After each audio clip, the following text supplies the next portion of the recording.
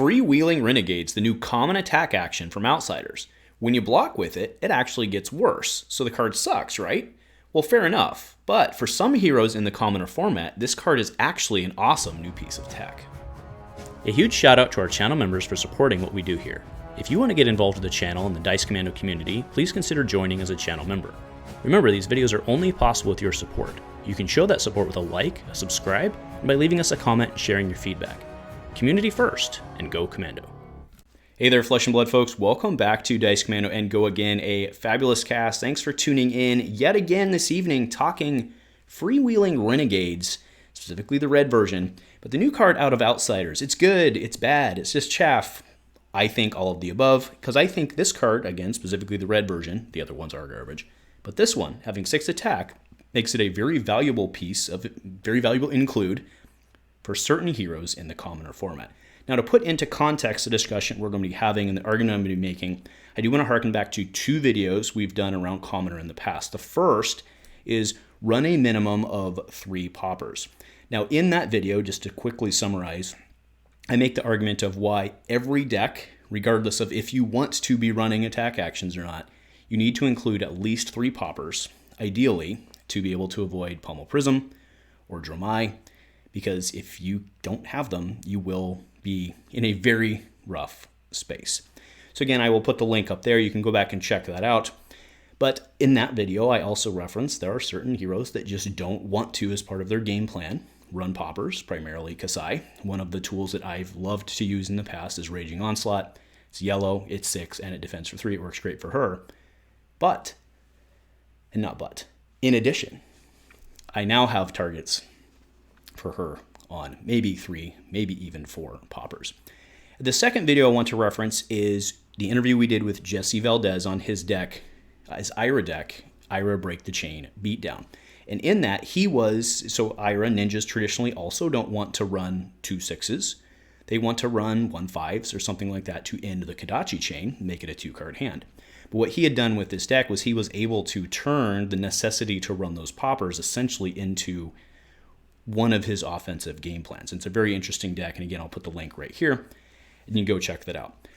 Up until now, in the commoner format, classes that don't have access to poppers typically look in one of 2 places. The first is Brutal Assault, aka the poor man's C&C. So for 2, it swings 6, so it's a popper, but it also defends 3, no on-hit effect, of course, which is why it's not as good as our friend C&C. The other card that people have traditionally looked at is Stony Wootenhog. This also is a 2 for 6, which makes it more affordable to play in certain cases, and also has the pump if your opponent does not defend it as well. And one of my favorites, which I frequently champion on this channel, is Raging Onslaught, yellow with 6, defends for 3.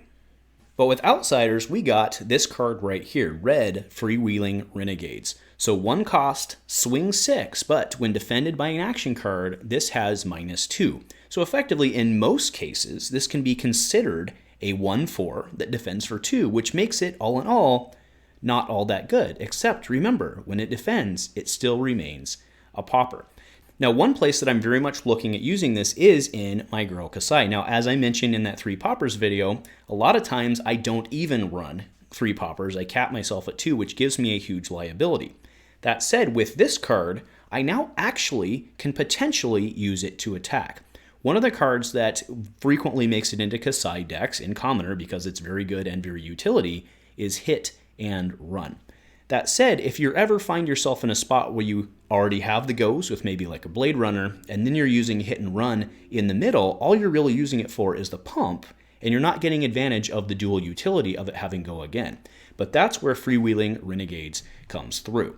So what I'm showing up across the screen right now is a very neat little play line that you have available to you. Now, I do want to point out that this, yes, is a 4-card hand, or 3 with Arsenal. But you swing Saber 1, use like a Blade Runner to give it go again. You can then use Hit and Run in between, giving your second Saber not only an additional bonus, but go again as well. And then with that 3rd pitch comes Freewheeling Renegades. Now, certainly that's not like your overall game plan, but since you have a situation in which this card isn't now being wasted in Kassai's deck, you're actually okay, potentially, running that 4th popper. This is definitely something I'm going to be exploring. And now let's go over and look at the case of Ira, specifically around Jesse's deck. Now, one of the things that he had used to his advantage was the need to run poppers, of course, using cross-strap and gauntlets to turn that into a pretty big attack. But he's still running a lot of them when you can really only get one of them for free doing the combo. So what he had chose, of course, was Stony Wootenhog and Brutal Assault. But what if he could run his Brutal Assaults, drop the Stony Wootenhogs, and use Freewheeling Renegades, which now lets you play it for 1 as actually part of your Kodachi chain. Sure, if it's defended, you lose 2, but if you treat this mentally as a 1-4, trading that out for a Stony Wootenhog, I think the trade actually makes sense, because then you're not Kodachi and coming for 2-7, you're Kodachi for 2, and then coming for 4 or 6. But again, they have to defend, you suck a card out, and that was kind of what he was using Stony for anyway, was to suck additional cards out. So I think that this is very potentially a good swap, and to be honest, I think this might replace Stony Wootenhog altogether in many of the play lines that are using it for their advantage. So either, again, is this a meta-changing, game-changing card? I don't think so.